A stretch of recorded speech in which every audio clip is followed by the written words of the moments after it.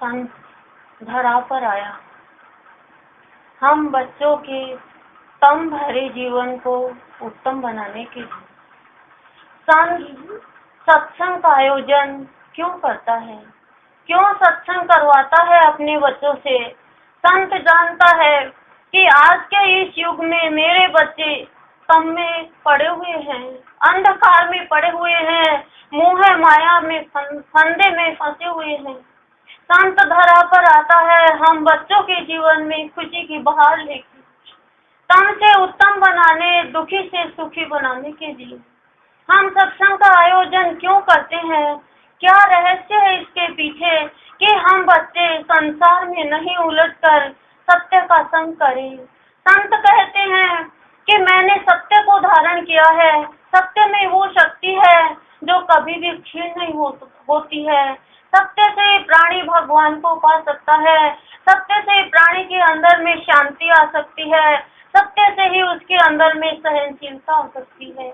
उन 5 तत्वों से संत बना है और उन 5 तत्वों से मानव बना है। लेकिन मानव ने क्या धारण किया इस धरा पर आकर? मानव ने धारण किया अपने मैं और मेरे के भाव को, काम क्रोध मोह मद लोभ को, मैं मेरे को तू तेरे को। परिवार जनों को धारण कर लिया, भेदभाव को धारण कर लिया, दुनिया की बातों को धारण कर लिया। संत कहता है अरे तू मेरा बच्चा है, देख तू मेरे जैसा का जैसा है, क्यों तू इनमें उलझ रहा है? संत उलझन को सुलझन बना देते हैं। संत कहते हैं कि तुझे कहीं जाना है तो गाड़ी में बैठना है, गाड़ी अपने आप पहुंचाएगी। इस चीज का तुझे पता है, लेकिन इस चीज का ज्ञान कब होगा कि जब सत्संग की गाड़ी में बैठेगा तो तू वहां पहुंच जाएगा जहां तुझे दुनिया की कोई भी गाड़ी पहुंचा नहीं सकती।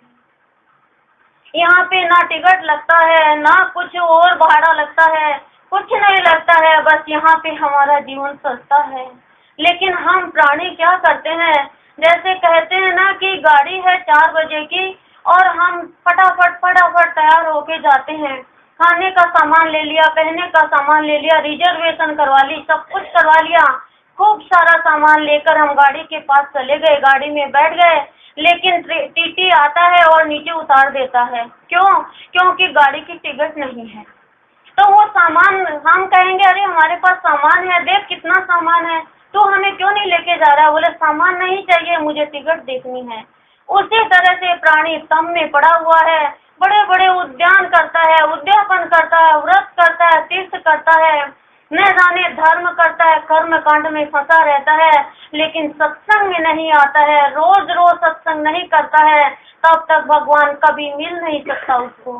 चाहे कितने भी हम कुछ भी कर ले, हम प्राणी जब से समझने लगे हैं तब से एक ही बात है कि प्राणी जब से समझता है कथा सुनता है।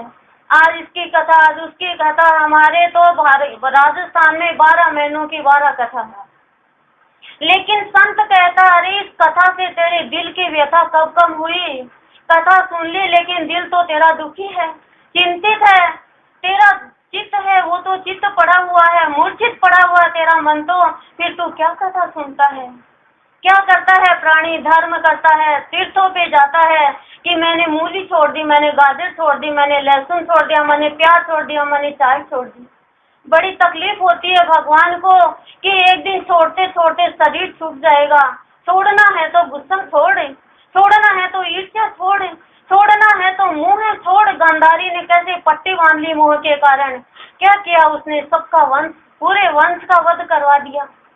छोड़ने की चीज छोड़ नहीं पाते हैं। जैसे एक बार एक चाचा और भतीजा तीर्थ में गए थे। कहा चाचा से कि चाचा यहाँ पे तीर्थ में कुछ चीज छोड़ने की होती है तो आप क्या छोड़ोगे? कहा मैं क्रोध छोड़ता हूँ। बोले ठीक है। जब तीर्थ करके अपने गांव वापस आए तो क्या होता है कि चाचा को कहा जाता है कि भतीजा तो अभी छोटा है, तुम तीर्थ जाके आए हो तो कुछ बड़ा सा वो करो, उद्यापन करो और कुछ गांव के लोगों को खाना खिलाओ।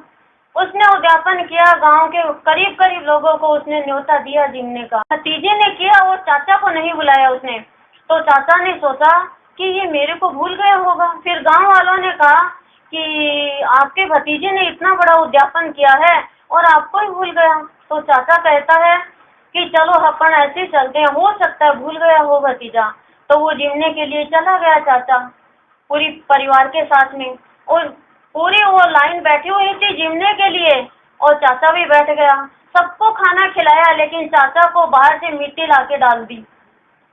बोले बिन बुलाए आया है। चाचा ने कहा बेटा सही बात है, मैं बिना बुलाए आया हूँ तो तूने मिट्टी डाल दी। इतने में ही चाचा और भतीजा गले मिलते हैं, और भतीजा बोला चाचा जी आपको इतना गुस्सा आता था तो मैंने देखा, क्या वास्तव में आपने गुस्सा छोड़ दिया क्या?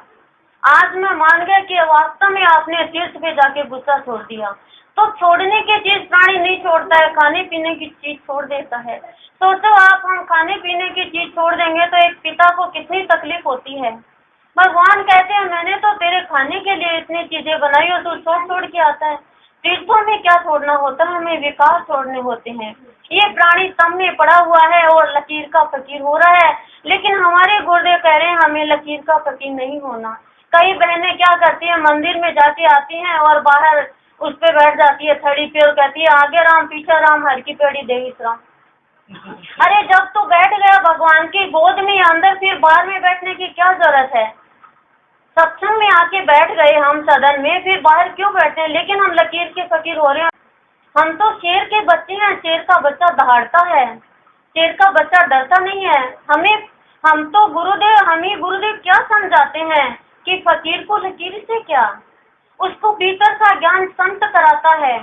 तो संत क्या कहता है कि तू धरा पर आया तो तूने क्या धारण किया, कि मेरे बंगले हो, मेरे गाड़ी हो, मेरे बच्चे हो, मेरा पति अच्छा हो, मेरा परिवार में सुख संपत्ति हो, मेरे पास में बैंक बैलेंस हो, मेरे संगी साथी खूब हो। लेकिन संत कहता है अरे सोच, तेरे साथ क्या जाएगा? तेरे साथ तो भक्ति की कमाई जाएगी, तेरे साथ तो क्या हुआ सत्संग जाएगा, बाकी तो सब शमशान घाट तक के तेरे साथी है, छूट जाएंगे। जैसे गाड़ी में यदि टिकट है तो कुछ किसी चीज की जरूरत नहीं है, हम पहुंच जाएंगे। उसी तरह से यदि हमने सत्संग किया है, यदि हमने सत्य का संग किया है, गुरुदेव क्या कहते हैं, 2 भजन गा लिया, 2 अमृत वाणी ले ली, परम आदरणीय संतमणि थोड़ी सी पढ़ ली, संत नहीं बन गया, भक्त नहीं बन गया। उससे हर पल सत्य का संग हो हमारे साथ में। हमारी वाणी क्या कहती है, हमें निगाह रखनी चाहिए कि मेरी वाणी भूल से भी किसी का दुख तो नहीं पहुंचा रही है, किसी की भी बुराई तो नहीं कर रही है। हम प्राणी क्या करते हैं, क्यों तमने चले गए, क्यों उत्तम नहीं बन पाए संत के जैसे? क्योंकि हम हिंसा बहुत करते हैं, और हिंसा क्या होती है, दुख पहुंचाना, मन से, वाणी से और कर्म से। हमारे गुरुदेव क्या कहते हैं कि जो भी प्राणी मन से, वाणी से, कर्म से हिंसा पहुंचाता है, वो प्राणी सबसे बड़ा पाप करता है। वाणी से हिंसा कैसे, कि हम किसी को भी दुख पहुंचा देते हैं। यदि हमारा पैर फिसल गया तो हम संभल जाएंगे, लेकिन हमारी वाणी फिसल गई तो रिश्ते तोड़ देगी। और यदि हमारी पैर की हड्डी टूट गई, हम डॉक्टर से जुड़वा लेंगे, लेकिन हमारी वाणी न जाने कितनों के दिल तोड़ देती है, कितनों का मन तोड़ देती है। तो गुरुदेव कहते हैं प्राणी वाणी तेरी शान, यदि तू सका पहचान। अपने वाणी की कीमत कर, न मैंने पशु को दी, न मैंने पक्षी को दी, न मैंने कोई और योनि को दी। मनुष्य तू ऐसा है, मेरा जीता जागता रूप, मैंने तुझे वाणी दी है। इससे किसी की बुराई मत करना। बुराई करने से क्या होता है, हमारे 100 के नोट में से 10 का नोट गायब हो गया। बुराई करेंगे तो क्या होगा, दूसरों की सारी गंदगी हमारे ऊपर आ जाएगी। एक संत से किसी ने पूछा कि भगवान बुराई कोई करता तो बड़ा गुस्सा आता, क्या करें? तो संत ने कहा अरे पागल, तुझे तो फ्री का 2 भी मिल रहा है, तेरी गंदगी धो रहा है, बुराई कर रहा है वो तो। इसलिए कोई बुराई करता है तो संत कभी घबराता नहीं, और संत का बच्चा घबराता नहीं है। तो हमें गुरुदेव क्या कहते हैं कि ग्रंथ पढ़ लेते हैं तो कहते हैं कथा से व्यथा कम नहीं होती, ग्रंथ से जो ग्रंथियां विचारों में गांठें पड़ी हुई है कभी नहीं खुल सकती। हमने रामायण पढ़ी, हमने भागवत पढ़ी, हमने गीता पढ़ी, हमने और भी कुछ पढ़ा, मतलब कि बहनों ने पढ़ा, लेकिन सत्संग में आने के बाद में हमें अपने आप को पढ़ना है। हम कौन हैं, हम कहाँ से आए हैं, हमें कहाँ जाना है, हम क्या कर रहे हैं, इतना तो यदि मनुष्य ध्यान दे तो उसे पता चलेगा कि अरे कृष्ण तो मेरे हृदय में बैठा है, राम तो मेरे रोम रोम में रमण कर रहा है। मैं कौन से कृष्ण को खोज रहा हूँ, मैं कौन से राम को खोज रहा हूँ, मुझे तो सत्य को पाना है। राम और कृष्ण ने रावण और कंस का वध किस आधार पे किया, किस शक्ति से किया? सिर्फ सत्य के आधार से। हम प्राणी मोह माया में फंसकर सत्य को भूल गए। हमने संग बिगाड़ लिया अपना। कैसे संगी साथी मिले जो खुद जलते हैं और हमें भी जलाते हैं, जो खुद बुराई करते हैं और हमें भी बुराई के रास्ते पे चलाते हैं। एक बच्चा था और एक चित्रकार था। क्या किया चित्रकार ने कि खोज शुरू की कि मैं एक ऐसे बच्चे का चित्र बनाऊं जो बच्चा बहुत सरल हो, मासूम हो। मुझे प्रदर्शनी लगानी है एक सरल चित्र के बच्चे की। तो उसने खोजा, उसे एक बच्चा मिला और उसने चित्र बनाया, प्रदर्शनी लगाई, खूब पैसे मिले उसको। कुछ समय बाद में चित्रकार के मन में आया कि मुझे अब ऐसा बच्चा, ऐसा व्यक्ति चाहिए जो खूब क्रूर, क्रोधी, एकदम डाकू रूप में हो, जो सबको सताने वाला हो, ऐसा जो लड़ाई करने वाला हो, जिसके चेहरे पे प्यार का नाम निशान भी नहीं हो। तो उसने सोचा ऐसा व्यक्ति मुझे कहाँ मिलेगा। वो सीधा जेल में गया। जेल में गया तो जेल में उसे व्यक्ति मिला तो चित्रकार ने कहा कि मैं तुम्हारा फोटो लेना चाहता हूँ। तो उस व्यक्ति ने पूछा कि तुम मेरी फोटो क्यों लेना चाहते हो? तो चित्रकार ने कहा कि मैं प्रदर्शनी लगाना चाहता हूँ ऐसे व्यक्ति की जो आपके जैसा दिखता हो, निर्दयी एकदम।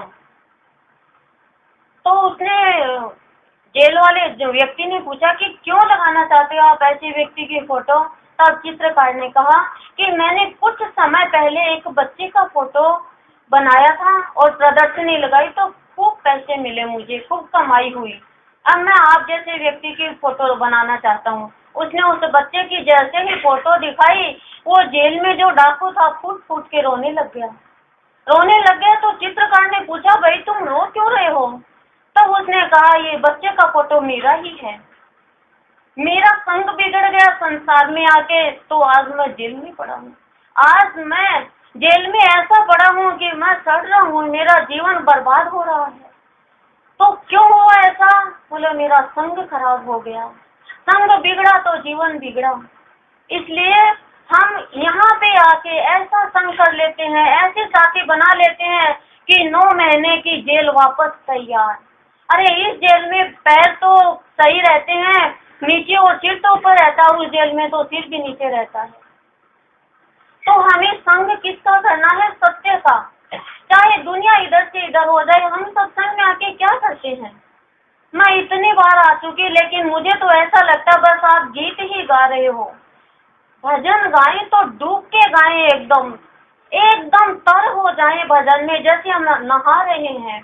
देखो हम बाहर का स्नान तो रोज करते हैं, लेकिन भीतर का स्नान तो कोई कोई करता है। भीतर का स्नान क्या होता है? भीतर का स्नान होता है सत्संग में आके, जिसमें हमारे मन का स्नान होता है, हमारे तन का तो होता ही होता है, हमारा रोम रोम पुलकित होता है, हमारे हृदय में भावों की बहार आती है सत्संग में आके। और हम बाहर से तो रोज नहा लेते हैं, तन की सफाई करते हैं, लेकिन मन की सफाई सत्संग में होती है। इसलिए हमें गुरुदेव बार बार समझाते हैं कि सत्य का संग करो, असत्य का मत करो। कहते हैं ना सत्य बोलना धर्म है, झूठ बोलना पाप है, लेकिन फिर भी प्राणी झूठ का साथ छोड़ता नहीं है, झूठ का साथ ही लिए रहता है। झूठ क्या है? मनुष्य को मैं है ना, ये मैं झूठ बुलवा देती है। मैं है कि मैं करता हूँ, मैं करने वाली हूँ, मेरे अलावा कोई नहीं कर सकता। वो है ना एक जोक है, सांप बोला मैं बड़ा मैं बड़ा मैं बड़ा। शिव जी बोले तू कैसे बड़ा, तू तो मेरे गले में पड़ा। तो शिव जी बोले मैं बड़ा मैं बड़ा मैं बड़ा। तो पहाड़ बोला तू कैसे बड़ा, तू तो मेरी गोद में पड़ा। पहाड़ बोला मैं बड़ा मैं बड़ा मैं बड़ा। हनुमान जी बोले तू कैसे बड़ा, तू तो मेरी हथेली में पड़ा। फिर हनुमान जी बोले मैं बड़ा मैं बड़ा मैं बड़ा। तो राम जी बोले तू कैसे बड़ा, तू तो मेरे चरणों में पड़ा। फिर राम जी बोले मैं बड़ा मैं बड़ा मैं बड़ा। सीता जी बोली तू कैसे बड़ा, तू तो मेरे चक्कर में पड़ा। तो चुटकुला है ये। तो कहने का तात्पर्य हम भी गुरुदेव के चक्कर में ऐसे पड़ गए तो हम बड़े हो गए। जैसे सीता जी बड़ी हो गई राम के चक्कर में, जो राम के चक्कर में पड़ा वो ही बड़ा। तो हम भी हमारे गुरु रूपी राम के चक्कर में पड़े तो हम भी बड़े हो गए। लेकिन बड़े हो गए, मैं नहीं आनी चाहिए। मैं आ जाएगी ना, उस समय मनुष्य का रावण और कंस का भाव आ जाएगा। मैं ही मनुष्य को खराब करती है। एक बार की बात है, एक संत किसी गांव में आया हुआ था और संत क्या करता है, सब प्राणियों के जीवन का उद्धार करना चाहता है। तो एक व्यक्ति संत की नजरों में आया और उस संत ने कहा कि तू एक बार मेरे पास आ जाया कर। व्यक्ति ने मना कर दिया, मेरी बीवी है, मेरे बच्चे हैं, मैं खेती करता हूँ, मुझे फुर्सत नहीं है। तो संत ने कहा कि इस गांव में एक मेला लगता है, उस मेले में और एक पानी का तालाब है, उस तालाब में तू डूब जाना और हम मेरे इंसान वहाँ रहेंगे, मेरे शिष्य तेरे को निकाल लेंगे उधर से। एक दिन के लिए, एक दिन दे दे तू हमें। संत ने कहा, उसने व्यक्ति ने कहा ठीक है। तो वो मेले में आया, आने के बाद में वो पानी में गिरा और सबने कहा कि वो तो मर गया, क्योंकि उसके व्यक्ति निकाल के दूसरे रास्ते से ले गए। मर गया तो सब उसका खर्च करने लग गए, सब वहाँ उस रोने लगे, उसकी बीवी बच्चे सब गांव वाले इकट्ठे हो गए। इकट्ठे हो गए तो सबने कहा कि अब क्या करें, तो इतना गरीब था बेचारा, कैसे तो बच्चे पढ़ेंगे कैसे। और तो 3 दिन हुए पूरे, तब संत ने कहा वेश बदल के जा तू और देख के आ तेरे घर पे क्या हालत है तेरे बिना। वो गया, बोले क्या जी क्या हुआ यहाँ पे। बोले जी अरे ऐसे ऐसे व्यक्ति था, वो मर गया बेचारा, गरीब था, क्या करें, अब 2 बच्चे हैं इसके और एक पत्नी है घर में। तो उसने कहा खाना तो खिला दिया क्या इनको। बोला हाँ जी, बच्चों को पत्नी को खाना खिला दिया, मजे में है और गांव वाले सहायता कर रहे हैं। ठीक है, वो चला गया। खर्च हो गया उसका। खर्च होने के बाद में एक दूसरे दिन वो क्या होता है, छमाई उमाई बात होती होती है, वो हो गई। फिर दरवाजा खटखटाया उसने कि 12वें के दिन गया। वो गया तो सब लोग इकट्ठे हो रहे थे, टीका हो रहा था वहाँ पे। बोले जी क्या हो रहा है यहाँ पे। बोले जी उसका खर्च हुआ है, अब लोग व्यवस्था कर रहे हैं कि बड़े बेटे को पढ़ाई की फीस तो है कि यहाँ अपने गांव में कोई पैसे वाला है वो कर देगा, छोटे बेटे की एक पड़ोस में वो कर देगा, और 12 महीने का अनाज डलवा दिया और थोड़ा बहुत काम दे देंगे इसको, स्कूल है कोई यहाँ पे छोटी मोटी, तो काम चल जाएगा इनका। चला गया, संत को बताया उसने कि ऐसे ऐसे काम हो गया। 4-5 दिन और निकले, फिर वो जाता है रात को अपने घर पे। संत कहता है जा तेरे घर पे। तो दरवाजा खटखटाता है, उसकी औरत बोलती है कौन है। बोला मैं हूँ, दरवाजा खोल। तो उसकी औरत बोलती है कि अरे तू भूत बन के भी आ गया, जीते जीतो पेट भरे को नहीं, मरे बाद में भी तू डरावा को माने, तेरा ठोर ठिकाने चले जा, क्या है ये। तब वो चला गया संत के पास और बोला महाराज मेरे को ये बोली मेरी पत्नी। बोले क्यों। तू कह रहा था ना कि मेरे बिना मेरी गृहस्थी नहीं चलेगी, मेरे बिना मेरे बच्चे नहीं पलेंगे, मेरे बिना मेरी पत्नी नहीं रहेगी, तेरे बिना सब कुछ हो गया ना। बोला हाँ महाराज ये तो मेरी गलत सुनी। इसलिए कहने का तात्पर्य क्या है कि संत हमें रास्ता दिखाता है कि हमें इनमें फंसना नहीं है, हमें ये काम करना है, सबका गृहस्थी में रह के भक्ति करनी है, लेकिन फंसना नहीं है, कोई किसी का नहीं है। भगवान के अलावा हमारा यहाँ पे कोई भी नहीं है, सब हमारे ऋणी है, सब हमारे कर्जदार है। बस हमें संत रास्ता बता देता है कि हमें कहाँ जाना है, किधर जाना है, क्या करना है हमें, और हमारे जीवन का प्रवाह क्या है। देखो हम प्राणियों की शक्ति इतनी क्षीण क्यों हो गई, क्योंकि हमारे पास सब कुछ है लेकिन शांति नहीं है। शांति हमारे हृदय में, मन में है ही नहीं। सब कुछ हमारे पास में, शांति क्यों नहीं है, क्योंकि हम शांताकारम प्रभु की शरण में नहीं आए। हम उनके पास में गए जो अशांत है, तो हमारे जीवन में शक्ति क्षीण हो गई। आंखों की देखने की शक्ति, पैरों के चलने की शक्ति, हाथ से काम करने की शक्ति, बोली की शक्ति, श्वासों की शक्ति, सारी शक्ति क्षीण हो गई। और क्या होगा फिर, मन बेचैन होगा ही होगा। अब मन बेचैन क्यों हो गया, शक्ति क्षीण क्यों हो गई, क्योंकि हमारे अंदर में आत्मिक शक्ति का प्रादुर्भाव नहीं हुआ, उसका भगवत कृपा का प्राकट्य नहीं हुआ, उस भगवान का जन्म नहीं हुआ हृदय में, वो सोया पड़ा है। अब भगवान है वो कब जगेगा, तब हमारे हृदय में भगवान का भाव आएगा जब हम सत्संग करेंगे, हम सत्य का संग करेंगे, तो हमारे हृदय में सत्य का भाव आएगा। सत्य का भाव आएगा तो हमारे हृदय में प्रकाश फैलेगा, और प्रकाश फैलेगा तब हम जान पाएंगे कि प्रभु तू जैसा वैसा ही हूँ। आज मेरी शक्ति क्यों क्षीण हो गई? क्योंकि मैंने जीवन में छोटी छोटी बात पे गुस्सा किया। आप क्रोध करके देखो, एकदम हृदय की पल्स रेट बढ़ जाएगी, हृदय में धड़कन होने लग जाएगी, हाथ पैर कांपने लग जाएंगे, एक सेकंड के लिए हमारी पूरी ये खून की प्रतिक्रिया बंद हो जाएगी, हार्ट अटैक हो जाएगा, ब्लड प्रेशर हो जाएगा, कितनी बीमारी हो जाती है। फिर भी हम गुस्सा करते हैं, क्यों करते हैं? क्योंकि हमें संत का संग नहीं मिला हृदय से। हम ऊपर ऊपर से गीत गाते हैं खाली। अब गीत में गति तो है लेकिन संगीत नहीं है, वो पति नहीं मिल पाएगा हृदय में। उसके लिए तो हमें सजना होगा, श्रृंगार करना होगा भजन से, भाव से। मन बेचैन क्यों हो गया? क्योंकि शक्ति क्षीण हो गई, शक्ति कमजोर हो गई। मनुष्य के अंदर राजसिक शक्ति, तामसिक शक्ति, सात्विक शक्ति, तीनों शक्तियां हैं, लेकिन तीनों शक्तियों का दुरुपयोग कर रहा है।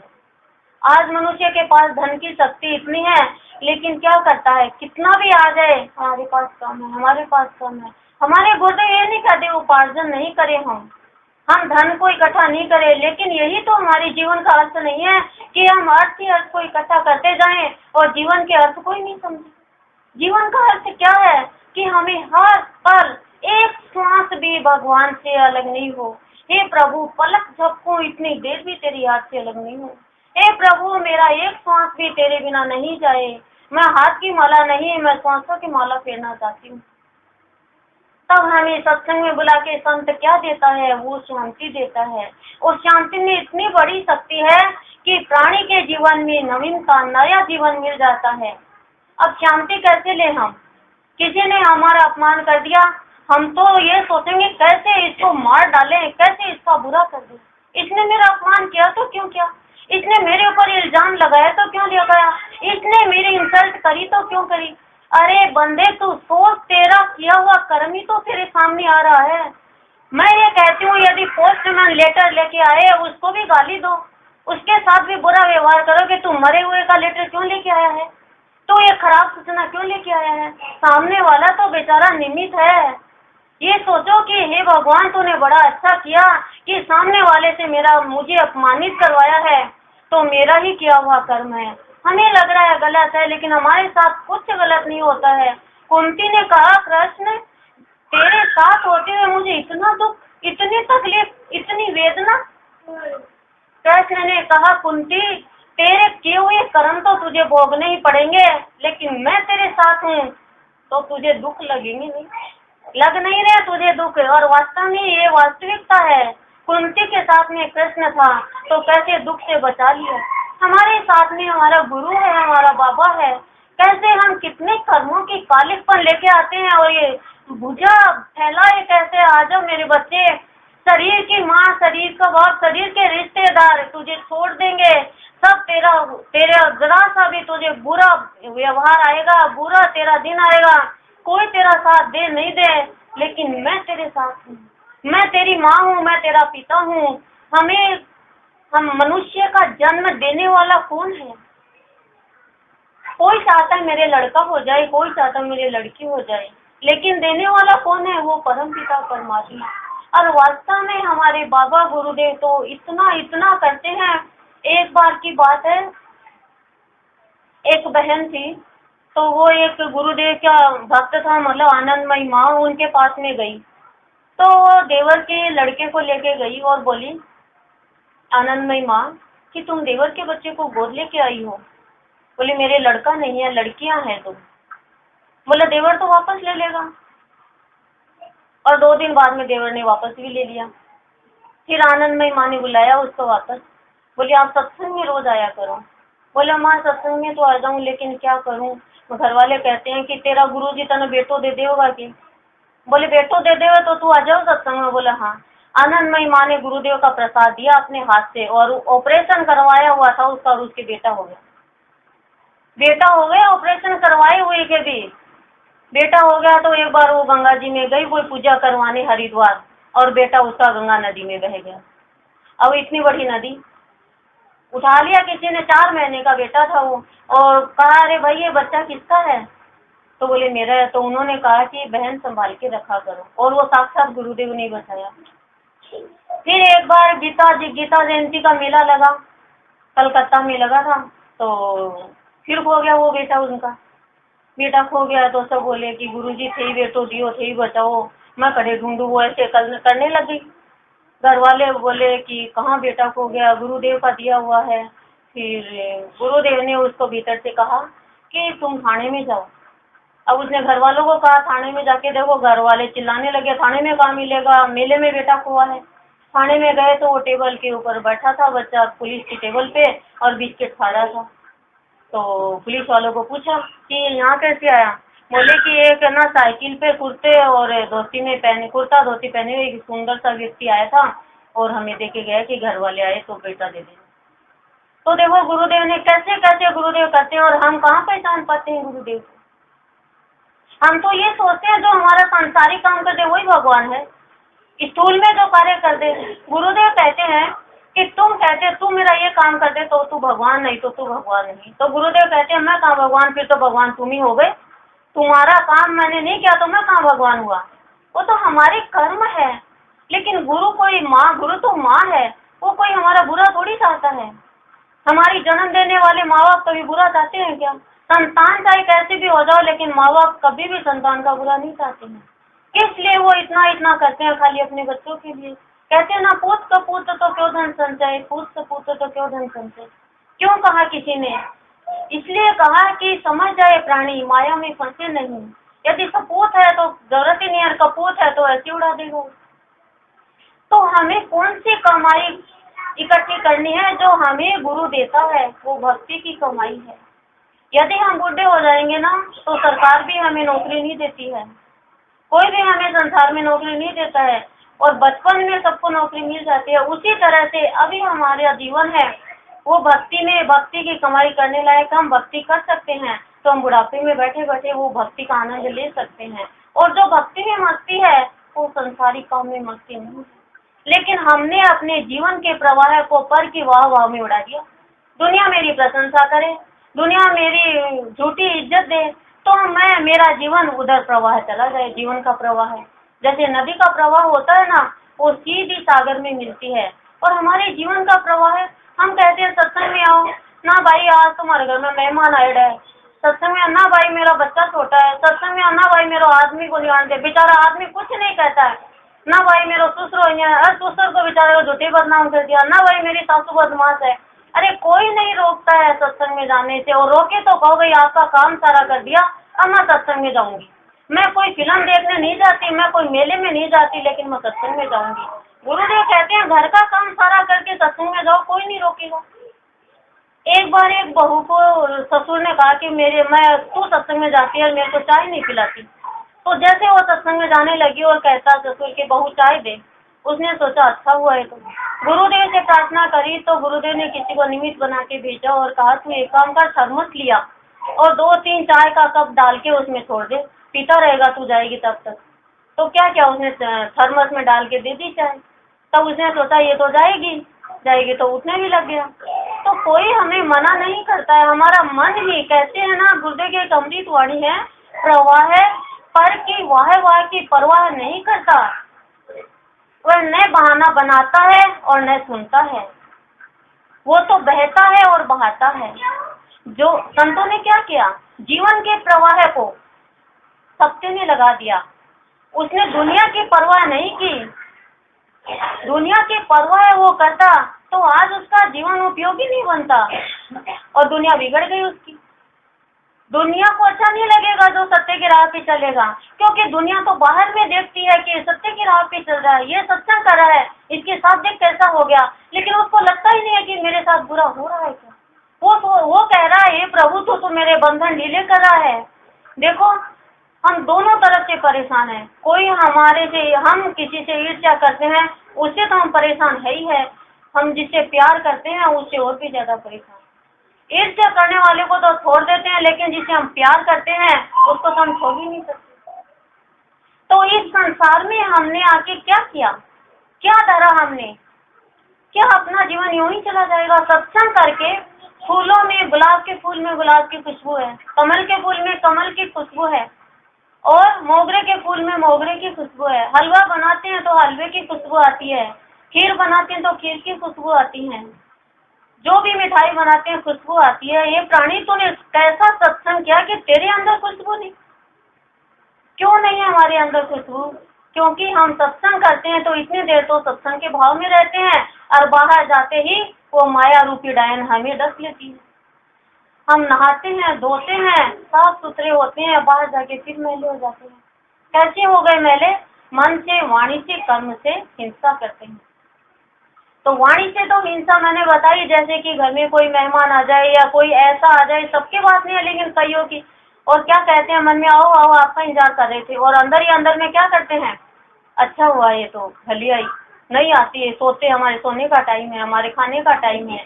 ये तो क्या किया हमने, मन से हिंसा कर दी। अब मन से हिंसा, जैसे बच्चे को मार दिया तो बच्चे का मन क्या करता है, दुखी होता है कि ये अच्छी नहीं है। मम्मी मारती है तो बच्चा क्या करता है, मेरी मम्मी अच्छी नहीं है। बच्चे के मन में क्या होता है, हिंसा का भाव आ जाता है। लेकिन वो एक उदाहरण है कि बच्चा समझ नहीं रहा, लेकिन हम प्राणी संसार में रह के मन से यदि ईर्ष्या करते हैं तो हिंसा कर रहे हैं, और कर्म से यदि हम किसी का बुरा कर रहे हैं तो हिंसा कर रहे हैं। यदि हम मन वाणी कर्म से हिंसा नहीं करें तो हम स्वयं भगवान का रूप है। हम सत्य के राह पे चले। हम क्या करते हैं, व्यक्ति विशेष को वैल्यू देते हैं, भगवान को वैल्यू नहीं देते हैं। आज सोने की कीमत की, पैसे की कीमत की, मकान की कीमत की, साड़ी की कीमत की, कपड़ों की कीमत की, गहनों की कीमत की, जीवन की कीमत ही नहीं की। जीवन कितना अनमोल है और जीवन यूं ही जा रहा है, कौड़ी के भाव जीवन जा रहा है। क्यों कौड़ी के भाव जा रहा है? क्योंकि अभी तक सत्संग करके सत्य का भाव क्यों नहीं आया। कहते हैं सदगुरुदेव कि हमें दुखी नहीं रहना चाहिए। ऐसे उपदेश करता तो बहुत देखे गए लेकिन दुख छुड़ा नहीं सके। तीन ही तो चीज की हमने, उपदेश सुनते हैं तो गुरुदेव क्या कहते हैं, उपदेश देश नहीं दिखाएंगे। आज रामायण कथा वाले इतने आते हैं, भाग भाग के जाते हैं, उपदेश सुनते हैं, लेकिन देश कौन सा? जिस देश में हमें जाना है, जो हमारा स्वयं का देश है, लास्ट में इस देश को छोड़िए तो हम परदेश में रह रहे हैं, विदेश में रह रहे हैं, हमें जाना तो अपने देश में है। वो देश कौन सा है? वो स्वयं का देश है, वो भगवान के चरण है। तो उपदेश कभी भी देश नहीं दिखा सकेंगे, ग्रंथ ही नहीं खोल सकेंगे, कथा से व्यथा दूर नहीं होगी। सत्संग में आके अपने आप को जानो, मैं कौन हूँ। हे सदगुरु बता मैं कौन हूँ, मेरा क्या स्वरूप है, मेरा क्या स्वभाव है। क्या मेरा यही जीवन है कि दुख में दुखी और सुख में सुखी हो जाऊं? यही जीवन है? मैं क्या साथ में लाई थी, मेरा यहाँ पे है क्या? गीता पढ़ ली और कह दिया, गीता में लास्ट में क्या कहा, मेरी शरण में आ जा। क्या हमने भगवान की शरण ली? यदि हमने भगवान की शरण ली है तो सब कुछ उसका हो गया, हमारा कुछ है नहीं। एक बच्चे को क्या कहें, तेरी माँ मर गई, हंसता है। तेरी माँ जिंदा है, हंसता है। उसको गाली दे, तू नालायक है, तू बेकार है, हंसता है। तो हम भी तो उसके बच्चे हैं। कोई कुछ भी कहे, हमें गाली दे, हमें अपमान करे हमारा, हम तो इसके बच्चे हैं। इसको कहें, देख ले तेरे को कह रहे, तेरे को कह रहे हैं मेरा कुछ भी नहीं है, ये प्रभु मैं कुछ भी साथ लेके नहीं आई, कुछ भी साथ लेके नहीं जाऊंगी। सुनते हैं हम, कहते हैं हम, लेकिन हमारे गुरुदेव कहते हैं गलत है, ये एकदम गलत है। हम साथ में लेकर भी आए हैं, साथ हमें लेके जाना भी है। साथ में क्या लेके आए हैं, प्राण और प्राणेश्वर लेकर को किसको जाएंगे, आत्मा को, प्राणेश्वर को। तो कैसे नहीं लेके आए हम, खाली हमने सुन लिया, बोल दिया। सोचो जरा, अभी गणगौर चल रही है, गणगौर की कथा सुन रहे हैं, लेकिन व्यथा कहाँ कम होगी। मैं तुच्छ हूँ, मैं हीन हूँ, मैं दीन हूँ, मैं तो एक मनुष्य हूँ, मैं क्या कर सकती हूँ। जो जल से ज्यादा शीतल, अग्नि से ज्यादा तेज, पहाड़ से ज्यादा धैर्य, धरती से ज्यादा धैर्यवान, पहाड़ से भी ज्यादा अडिग है, अग्नि से भी ज्यादा ओज है, वो प्राणी है।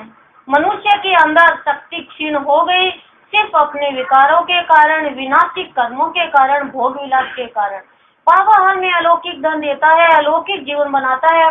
हमें छोटी छोटी बातों पे दुखी नहीं होना चाहिए, छोटी छोटी बातों पे सुखी नहीं होना चाहिए। दुख आया तो तेरी कृपा, सुख आया तो तेरी कृपा, लेकिन प्रभु तेरे चरणों से कभी जुदा मत कर देना, क्योंकि मैं तेरा हूँ, तेरा ही रहूंगा और तेरा ही था। मेरा हर समय तेरे में लीन रहे, मेरा जीवन तेरे चरणों से लिपटा रहे। प्रभु तू पेड़ है तो मैं लता हूँ, मैं पेड़ बनना नहीं चाहती, मैं लता बनना चाहती हूँ जिसे तेरे चरणों के लिपटी रहूं। हे प्रभु, मैंने संसार में रह के न जाने क्या क्या गलत सही कितने कर्म किए। आज मैं मेरे सारे कर्मों की पूंजी तेरे चरणों में अर्पण करती हूँ और मैं अपने आप को तेरे चरणों में सौंपती हूँ। मेरा जितना भी दुख का भाव है तेरे चरणों में अर्पण कर रही हूँ, मुझे तो तू चाहिए। गुरुदेव कहते हैं मेरे पास आते हैं वस्तु मांगने के लिए, मुझे मांगने के लिए कोई आता ही नहीं है। मुझे ये दे वो दे, ऐसे कर दे वैसे कर दे, बस भगवान की इतनी ही कीमत की क्या हमने। भगवान की कीमत तो बहुत ऊंची है, लेकिन जानता कौन है? कोई कोई जानता है, और जानता है उसको तो दुख में भी मस्ती सुख में भी मस्ती।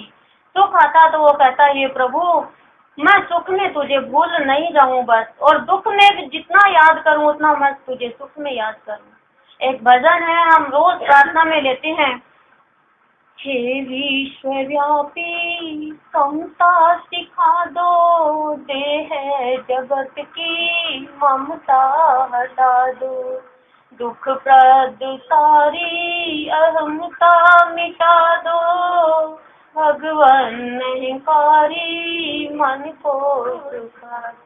हे प्रभु मेरे इस अहंकारी मन को झुका दो, समता का भाव दे दो, सबको समान समझू, क्योंकि सबके अंदर तू है, छोटे में बड़े में बूढ़े में जवान में सब में तू है, कीट से लेकर हाथी तक तू ही है सब में। ऐसा हमारा भाव बना दो, तेरे जैसे विचार दे दे, तेरे जैसे भाव दे दे, तेरे जैसी दृष्टि दे दे कि मैं सब में तुझे देखूं, सब में तेरी छवि निहारूं। मेरे पास तो दृष्टि तो है लेकिन तेरे मेरे की है, अवगुण देखने के है मुझे, अवगुण गुण से नहीं मतलब मुझे, तो तू सब में नजर आई। ऐसी हम प्रार्थना करें, हे प्रभु मेरे इस छोटे से जीवन को, मेरे इस कर्मण्य जीवन को, मेरे इस कालिक से भरे जीवन को, ये जैसा है वैसा का वैसा अपनाओ प्रभु, स्वीकार करो और इसमें अपनी भक्ति अपनी शक्ति अपना प्यार अपना भाव भरो। ये प्रभु मेरे रोम रोम में आओ, मेरे अंग अंग में आओ प्रभु, मुझे बोध बालक को बस आपका ही बोध रहे, ताकि जब भी आऊँ मैं तेरी गोद में आके बैठूं, मैं तेरे पास आऊँ, मैं दुनिया के पास नहीं जाऊंगा। तेरे सम्मुख तू तेरे सम्मुख मैं रहूं, मेरे सम्मुख तू रहे, दुनिया विमुख हो जाए, क्योंकि दुनिया तो सिर्फ दुनिया है, दुनिया तो दो नीति है, मुंह के आगे अच्छा पीठ पीछे बुरा। हमने देख लिया ये जग सारा, कभी रुलाए कभी हंसाए, लेकिन तेरे दर पे आके हमने खिलना सीखा, हमने मिलना सीखा, हमने जीना सीखा, हमने मांगना सीखा, हमने अपने आप को जाना। क्या जाना? मैं शुद्ध हूँ, मैं बुद्ध हूँ, मैं निरंजन हूँ, मैं निर्विकार हूँ, मैं परम शक्तिशाली आत्मा हूँ, मैं विघ्न विनाशक आत्मा हूँ, मुझे कोई मार नहीं सकता, मुझे कोई काट नहीं सकता, मुझे कोई जला नहीं सकता, क्योंकि मैं तेरा अंश हूँ, मैं तेरे वंश का हूँ, मेरी कोई जाति नहीं, मैं तेरी जाति की हूँ। हर बार हम उठ के गुरुदेव से प्रार्थना करें, सवेरे सवेरे उठ के एक अमृत वाणी दे। हमारा मन क्यों कमजोर हो गया? क्योंकि हम मन रूपी बच्चे को भोजन नहीं दे रहे। हमारा शरीर के बच्चा भूखा रहे तो हम क्या करते हैं? हम खाना नहीं खाते हैं कि पहले बच्चा खा ले, मेरा बच्चा भूखा है। तो मन भी तो हमारा बच्चा है, क्या हम अपने बच्चे को भोजन दे पाते हैं? बच्चे का भोजन क्या है? भजन है, संत मणि के प्रवचन है, और हमारे सत्संग कोई कर्म कांड में फंसाते नहीं, कोई धर्म दान पुण्य करवाते नहीं है, सिर्फ कहते हैं सत्संग करो सत्संग करो, सत्य का संग करो, रोज रोज सत्संग करो तो रोज छूट जाएगा, रोज खाना चाहिए, रोज नहाना चाहिए, तो रोज सत्संग भी तो जरूरी है। रोज रोज सत्संग करेंगे, ज्यादा बहनें नहीं तो 2-4 बहनें करो। हर एक तिथि को छोटा एक तिथि को बड़ा क्यों कर दिया? सभी तिथियां समान है, हर तिथि को सत्संग होना चाहिए। 2-4 बहनें बैठ के सत्संग कर ले, ये जीवन यूं ही बीत जाएगा। कहते हैं ना कि ये संसार आनंदमय है, ये संसार दुखमय है। दुखमय किसके लिए है? जो सत्संग नहीं करता है। आनंदमय किसके लिए है? जो सत्संग करता है, आनंद घन परम पिता परमात्मा का, जो उसकी गोद में बैठा है उसके लिए आनंद ही आनंद है। तो हमें गुरुदेव क्या समझाते हैं बार बार में कि ये तन है ना, ये तन विष की बेलरी, गुरु अमृत की खान, शीश दिए हरि मिले तो भी सस्ता जान। हर प्राणी कहता है कि मुझे भगवान मिल जाए, लेकिन शीश दिया, अहंकार दिया क्या? भक्ति भी की तो रावण के जैसे करते हैं, कंस के जैसे करते हैं कि मेरे को ये दे दे वो दे दे। अरे राम की सीता ही ले ली, राम की सीता ले ली तो क्या हुआ? राम को ही रुला दिया। भक्ति करके भी हम कहते हैं ये ऐसा कर दे वैसा कर दे। क्या भक्ति की हमने? भक्ति में तो इतनी शक्ति है कि मस्ती आ जाती है। वो तो किसी से डरता नहीं है, निर्भय हो जाता है। लेकिन हम सत्संग में आके यही कहते हैं हमें गुरुदेव की ठोकर अपनों से लक्ष्य है, तभी हम ठाकुर के पास पहुंचते हैं। जैसे तुलसीदास जी को उनकी पत्नी ने क्या कहा कि इतना प्रेम यदि राम से होता तो तेरा कल्याण हो जाता, तो तुलसीदास जी ने रामायण लिखी। कामी से रामी बन गया वो। और वाल्मीकि है, रत्नाकर डाकू है, वो एक संत की आवाज से और क्या बन गया, वो डाकू से भी ऋषि बन गया। तो हमारे साथ गुरुदेव अमृत वाणियां देते हैं हमें, हम कहाँ वैल्यू कर पाते हैं इनकी। हम सोचते हैं भाव निर्जन, ऐसे नहीं। भाव निर्जन ही बाबा है, भाव निर्जन ही गुरुदेव है। सबके घर में यदि भाव निर्जन है, ये मान के चलो साक्षात गुरुदेव है।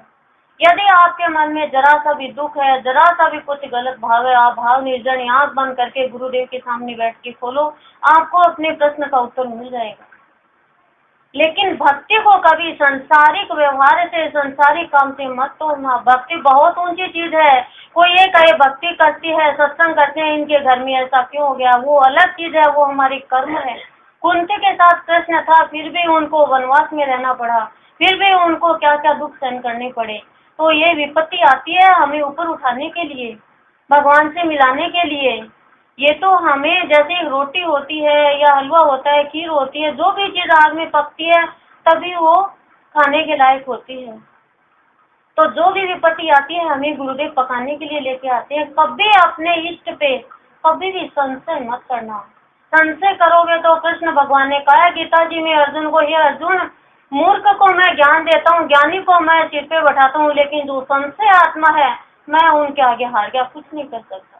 इसलिए इष्ट को मानते हो तो एक इष्ट को मान के चलो, एक रखे टेक, बाकी सबके आगे हाथ जोड़ो, लेकिन एक रखे टेक मान के चलो तो हमारी टेक भी रहेगी और हमारा जीवन भी सज जाएगा। तो संत धरा पर आता है हम बच्चों के उद्धार के लिए, हम बच्चों के तम से जीवन को उत्तम बनाने के लिए, हम बच्चों के जीवन में भावों की बहार के लिए और हम बच्चों को अपने में मिलाने के लिए।